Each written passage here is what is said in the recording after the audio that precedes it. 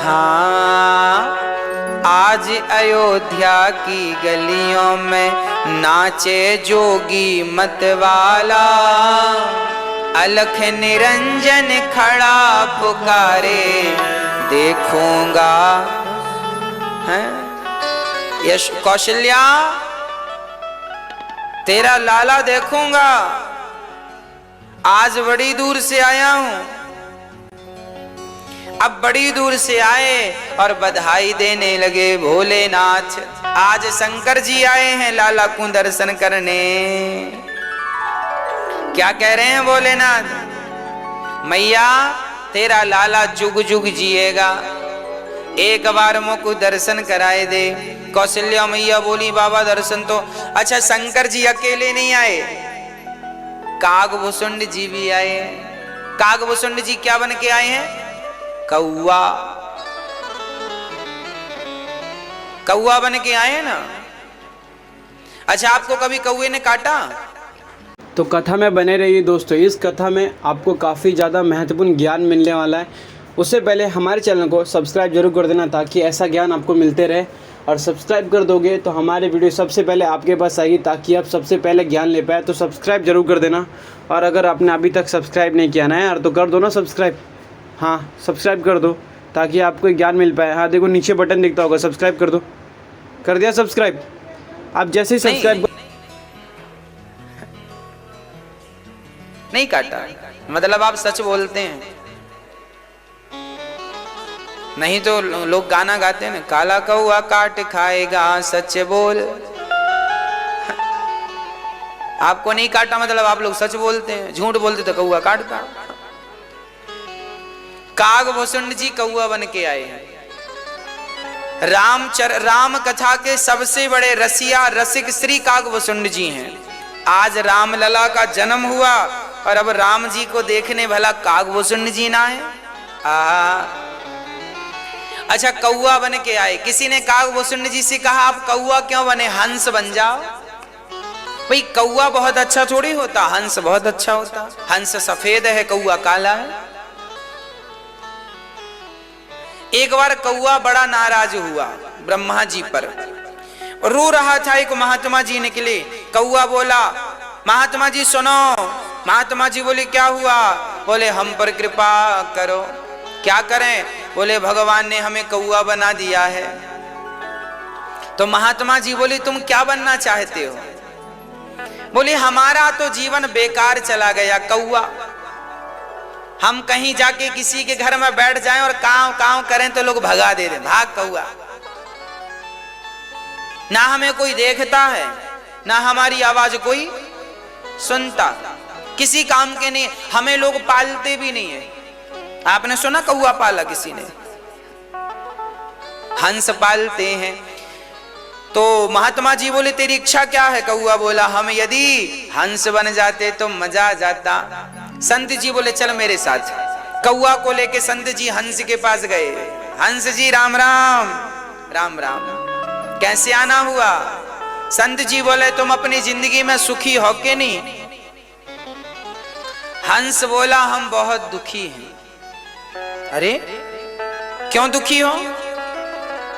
भगवान ने तो तुम्हें कितना गोरा बनाया है, कितना सुंदर बनाया, वाह।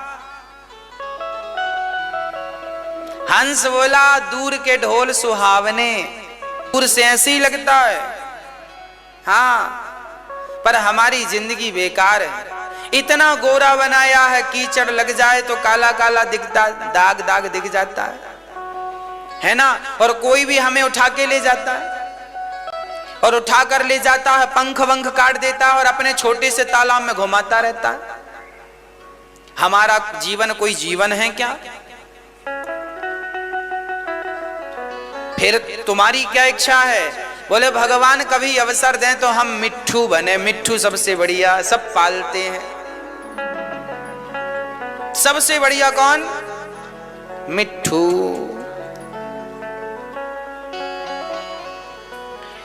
चलो मिट्ठू के पास चलते हैं। तोता शुक, चलो तोते के पास गए। कहो राम राम। तोते ने देखा कौआ, हंस और महात्मा जी आए हैं, कैसे आना हुआ?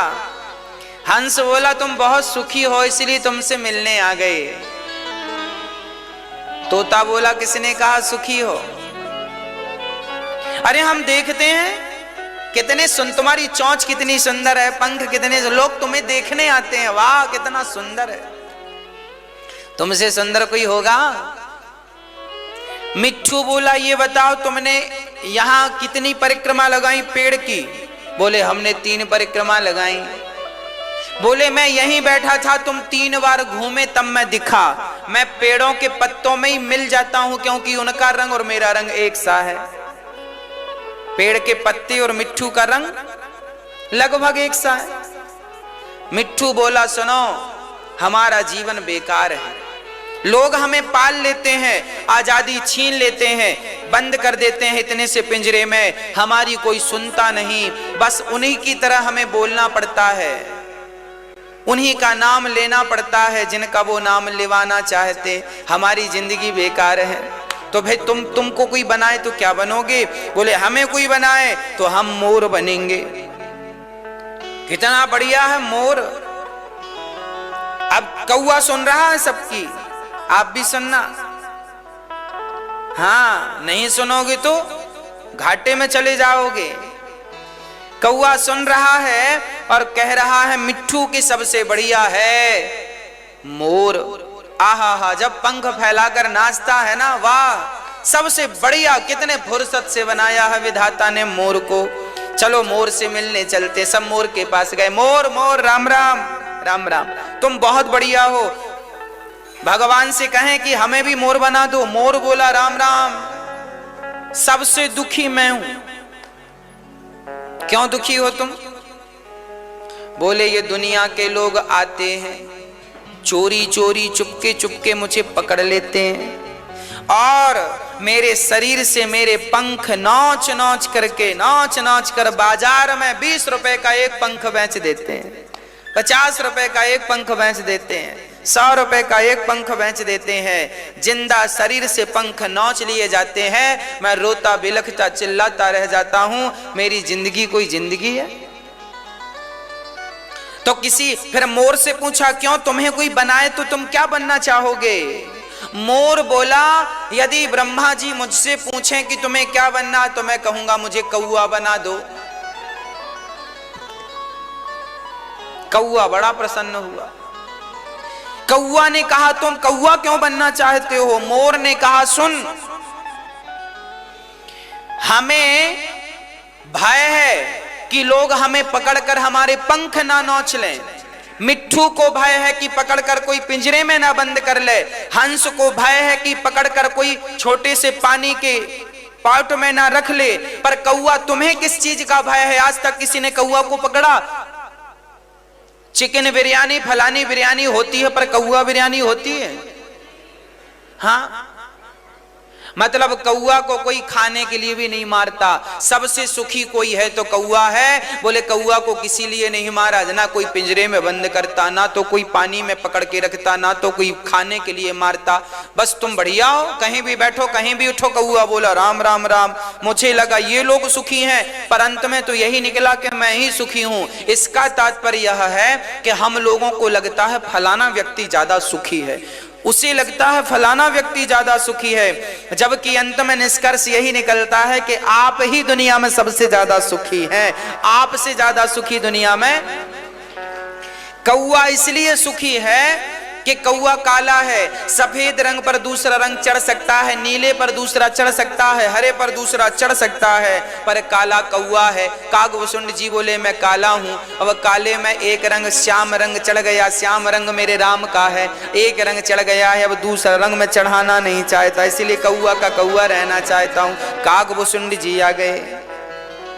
इसका अर्थ यह भी लगाओ कि जीवन में विधाता ने तुम्हें जो दिया है वो सबसे बेहतर है, सबसे सुंदर है। जीवन में जब हमारी चाहत बढ़ती है, इच्छाएं, तो फिर हम दुखी हो जाते हैं, बहुत दुख आता है। इसलिए चाहत मिटा दो, इच्छाएं समाप्त कर दो, अपने आप सुख का अनुभव होगा, है ना? भक्तों, श्री शंकर जी आए और बड़े भाव से ज्योतिषी बनकर गए और भगवान राम का दर्शन करने लगे। और यहाँ राम जी मक्खन रोटी खा रहे थे। दशरथ जी गोद में बिठाकर राम को भोजन करा रहे थे। तब राम जी ने विचार किया कि सब तो अंदर आ गए प्रसाद लेने, मेरा दर्शन करने, पर कौआ बाहर बैठा है, वो अंदर नहीं आ सकता। राम जी ने विचार किया कि वो अंदर नहीं आ सकता तो क्या हुआ, मैं तो बाहर जा सकता हूं। तो हाथ में रोटी लेकर राम जी बाहर चले गए और जैसे ही रोटी लेकर बाहर गए तो कौआ ने हाथ से ले गयो माखन रोटी और ले जाकर कौए ने कागभूषुंड जी ने मक्खन रोटी खाई, है ना। बड़े प्रेम से माखन रोटी प्रसाद ग्रहण किया कौआ ने, भगवान ने अपने हाथों से खिलाया। जब आप असमर्थ होते हैं और भगवान को पाने की ताकत, प्रेम से भगवान को पाने का भाव रखते हैं तो परिणाम क्या होता है। देखो, हम उन्हें पाने की सामर्थ्यता नहीं रख सकते, पर जब वो कृपा करते हैं तो खुद कृपा करके किसी ना किसी प्रकार से वो हमारी पकड़ में जरूर आ जाते हैं। अब राम जी बड़े हुए तो संस्कार क्या था राम जी का। प्रातः काल उठ के रघुनाथा, मात पिता गुरु नावहि माथा। प्रातः काल उठ के रघुनाथा, मात पिता गुरु नावहि माथा। प्रातः काल राम जी उठ जाते और सबसे पहले स्नान करके माँ को प्रणाम करते, पिता को प्रणाम करते, गुरु को प्रणाम करते। बच्चों को चाहिए, आपको चाहिए कि बच्चों को नम्र बनाएं, बचपन से ही उन्हें नम्र बनाएं, सबके चरणों में झुकना सिखाएं। झुकना नहीं सिखाओगे तो परिणाम बिगड़ जाएगा, परिणाम बड़ा बुरा होगा। इसके बाद क्या हुआ, राम जी थोड़ा बड़े हुए तो पढ़ने के लिए चले गए। जब पढ़ने के लिए गए तो वहां पर गुरु ग्रह गए पढ़न रघुराई, अल्प काल विद्या सब पाई, जाकी सहज श्वास श्रुति चारी, सोहरी पढ़ यह कौतुक भारी। जिनकी श्वास में वेद निकलते हों, जिनकी हर श्वास वेद है, वो आज पढ़ने गए, इससे बड़ा कौतुक आश्चर्य और क्या होगा। भगवान को पढ़ने की जरूरत नहीं थी, पर पढ़ने इसलिए गए ताकि पढ़ाई के संस्कार बने रहें, एक मर्यादा बनी रहे कि हमें पढ़ना है। बच्चों को पढ़ाइए, उचित शिक्षा दीजिए। और राम जी जब पढ़कर आए तो क्या सीख कर आए, माते पिता, है ना। प्रातः काल उठ के रघुनाथा, मात पिता गुरु प्रणाम करना सीख लिया। ये विद्या की देन है, विद्या ददाति विनयम, विद्या नम्र बना देती है, झुकना सिखा देती है। अब राम जी जब बड़े हो गए थोड़े तो विश्वामित्र जी आ गए। विश्वामित्र जी बोले चलो हमारे साथ। दशरथ जी बोले कहां ले जाना चाहते हैं। विश्वामित्र जी कहते हैं हमने यज्ञ किया है, पर राक्षस लोग हमारा यज्ञ, मारीच है, ताड़िका है, ताड़का है, ये हमारे यज्ञ को पूरा नहीं होने देते। राम जी आ गए हैं, अब हम इनको लेकर जाएंगे, ये यज्ञ पूरा कराएंगे। दशरथ जी रोने लगे, गुरुजी मैं प्राण दे सकता हूं पर अपने राम लक्ष्मण को नहीं दे सकता। चारों सुत मोहि प्राण की नाई, राम देत नहीं बनय गोसाई। मुझे चारों सुत प्राणों की तरह है, पर राम को इसलिए नहीं दे सकता क्योंकि राम जटायु की धरोहर है, इसलिए। अब तो विश्वामित्र जी को गुस्सा आ गए, हे दशरथ, किस लिए राम आए हैं? तुम इन्हें अपना पुत्र मान बैठे हो, ये भगवान है। तब वशिष्ठ जी समझ गए गुरु जी बड़े गुस्से वाले हैं। तब वशिष्ठ जी ने समझाया। विश्वामित्र जी ने क्या समझाया? विश्वामित्र जी ने कहा, वशिष्ठ जी ने अब कहा, सुनो दशरथ जी, ये गुरु जी हैं, इनके यहां जब राम जी जाएंगे ना तो बहू आएगी, बहू विधि समझावा। बहू किस विधि से आएगी? कान में कह दिया वशिष्ठ जी ने, सुनो, ये वो वाले गुरु जी हैं जो बहू दिलवाते हैं। बहू विधि समझावा, इनके यहां राम जी नहीं जाएंगे तो बहू नहीं आएगी। तो दशरथ जी ने कहा, तो राम की बस आएगी कि लक्ष्मण की भी बहू आएगी? बोले, जो जा रहे हैं उनकी तो आएगी आएगी, जो नहीं जा रहे हैं उनकी भी आएगी। दशरथ जी बोले, उनकी कैसे आएगी? वो तो जा नहीं रहे हैं। वशिष्ठ जी बोले, पहले ये तो जाएं, वो अपने आप चले जाएंगे। अब दशरथ जी बड़े प्रसन्न भये। सौंपे भूप ऋषि सुत, बहु विधि देहु आशीष, जननी भवन गए प्रभु, चले नाय पद शीस। आज राम जी अपनी माँ कौशल्या से, सुमित्रा माँ, कैकेयी माँ से आशीर्वाद लेकर दशरथ जी को प्रणाम करके आज गुरु जी के संग चले, विश्वामित्र जी के संग। श्याम गौर सुंदर दो भाई, विश्वामित्र महानिधि पाई। आज विश्वामित्र जी ने क्या पाया? महानिधि। इससे बड़ी निधि अर्थात इससे बड़ा धन और क्या होगा? कोई सोना चांदी पाता है, पर ऋषि मुनि देखो अपने तपस्या के बल पर भगवान को प्राप्त कर लेते हैं। धन्य है ये विश्वामित्र जी। आगे चलते चलते राम जी बड़ा कौतुक करते हैं। राम लक्ष्मण चलते चलते कहीं इस पहाड़ी पर चढ़ गए। विश्वामित्र, अरे बेटा राम आओ, फिर आए, थोड़ी दूर चलें, फिर इस तरफ चढ़ जाएं। विश्वामित्र जी बोले, हे भगवान, कैसे बच्चे हैं ये। अब विश्वामित्र जी बड़े परेशान होने लगे। ये विश्वामित्र जी की जिम्मेदारी थी। दशरथ जी ने कहा, अब से आप ही इनके माता पिता हो, संभालिएगा। जब जिम्मेदारी मिली तब समझ में आया कि बच्चों को संभालना कितना कठिन है। अब तो दशरथ जी को बड़ा डांट रहे थे विश्वामित्र जी, ये भगवान है, और अब खुद को मिले तो खुद घबरा गए, कहीं चोट ना लग जाए, कहीं गिर ना जाए।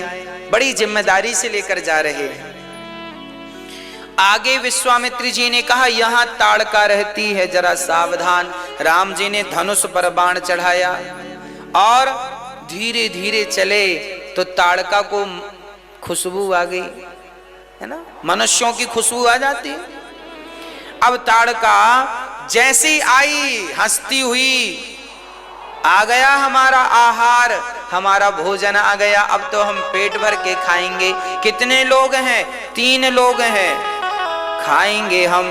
आगे बढ़ी ताड़का, और जैसी आगे बढ़ी तो एक ही बाण प्राण हर लीन्हा, दीन जानते ही निज पद दीन्हा। एक ही बाण प्राण हर लीना। आज राम जी ने एक बाण मारा ताड़का को, प्राण निकल गए। और क्या समझ लिया? दीन जानी ते ही निज पद दीन्हा। राम जी ने ताड़का को कहां भेज दिया? अपने धाम भेज दिया, साकेत भेज दिया। राम जी जहां रहते हैं अपने निज धाम वहां भेज दिए। अच्छा, भगवान इतने दयालु हैं, देखो पूतना भी पहले आई। कृष्ण जन्म में पहले पूतना को मारा और राम जन्म में पहली ताड़का को मारी। ये ताड़का और पूतना कौन है? ये अविद्या है। जब तक हम अविद्या को नहीं मारेंगे, अविद्या अर्थात अविवेक, अज्ञान, जब तक हम अपने भीतर की अविद्या अर्थात अहंकार को नष्ट नहीं करेंगे, तब तक हमारी गति नहीं। राम जी ने अविद्या को मारा, कृष्ण जी ने अविद्या को मारा।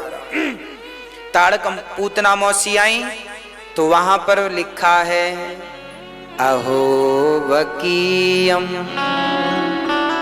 स्तन कालिकूटम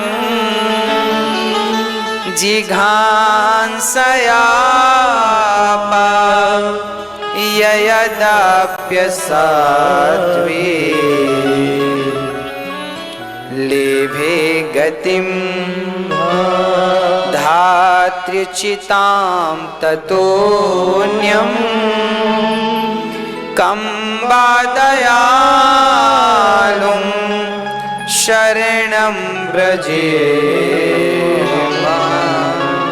न जाने कौन से गुण पर दया निधि रीझ जाते हैं, यही सदग्रंथ कहते हैं, यही हरि भक्त गाते हैं। पूतना मौसी को मारा, यहां ताड़का को मारा। ताड़का को मारकर राम जी अब आगे बढ़ते हैं। गुरु जी निश्चिंत हो गए। अच्छा, भगवान ने ताड़का को क्या जाना? दीन जानते ही निज पद दीन्हा। भगवान ने से क्या जाना? दीन। अच्छा, दीन किसे कहते हैं? जेहि दीन प्यारे वेद पुकारे। भगवान को दीन बड़े पसंद है। दीन मतलब नवम सरल सब सन छलहीना। जो छलहीन है उन्हें दीन कहते हैं। हमारे गुरु जी कहते हैं कि जिनको अपने कल्याण का साधन पता ना हो उन्हें दीन कहा जाता। जो लोग, अब देखो ना, जो लोग चोरी कर रहे हैं, पाप कर रहे हैं, गलत कर रहे हैं, ये कौन लोग हैं? ये दीन है। ये क्यों दीन है? देखो, इसलिए दीन है कि इन विचारों से राम नाम भी नहीं लिया जाता। ये राम नाम ले लेंगे तो इनका बेड़ा पार हो जाएगा, पर अपना बेड़ा गर्त में ले जा रहे हैं। इनके मुंह से राम का नाम धोखे से भी तो नहीं निकलता। ये लोग धोखे से भी तो कथा नहीं सुनते, और जब कथा नहीं सुनते, संसार में पड़े हैं। हमने तो देखा है बूढ़े बूढ़े मर रहे हैं, मौत निकट है, फिर भी वो संसार की तरफ देख रहे हैं। पता नहीं भगवान की तरफ दृष्टि कब होगी।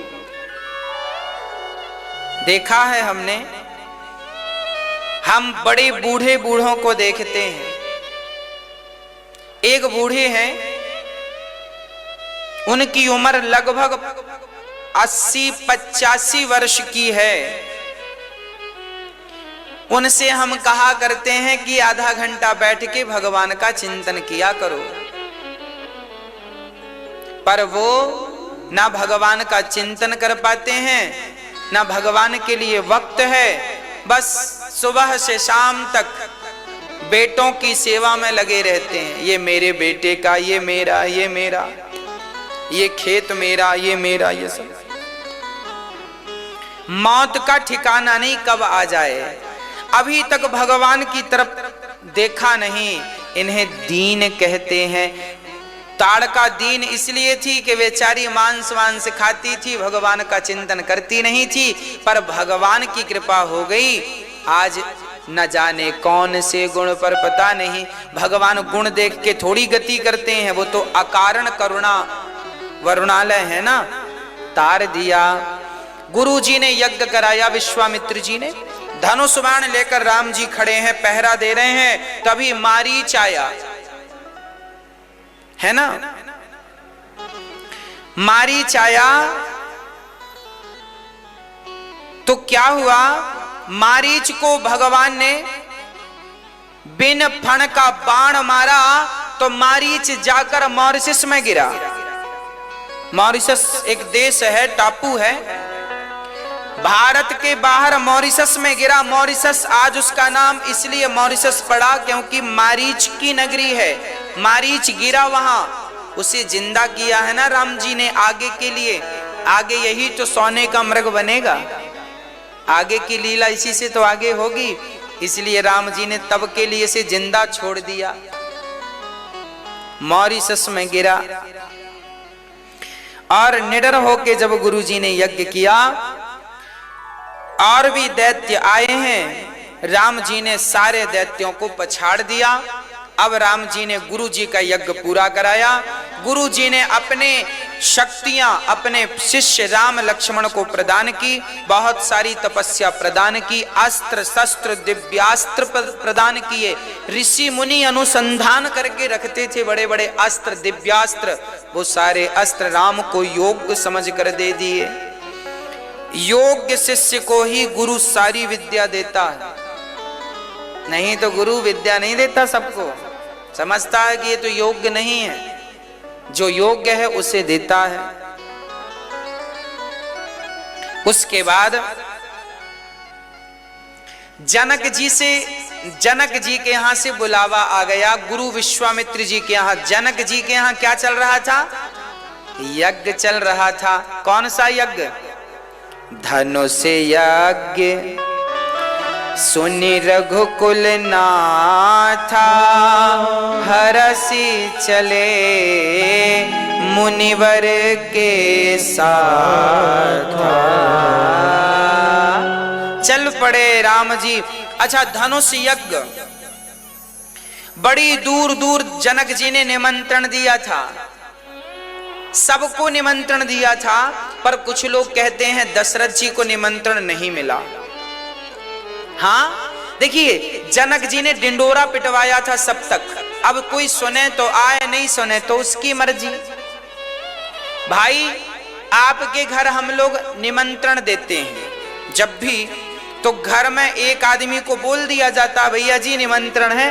घर में 20 सदस्य हैं तो 20 को थोड़ी बोला जाता, मुखिया को बोल दिया जाता। ऐसे नगर में एक को बोल दिया, सबको हो गया। सीता स्वयंवर हो रहा था, दूर दूर से लोग आ रहे थे, पर जनक जी ने सबको संदेशा भिजवाया। पर कुछ लोग ये कहते हैं कि दशरथ जी को क्यों नहीं भिजवाया।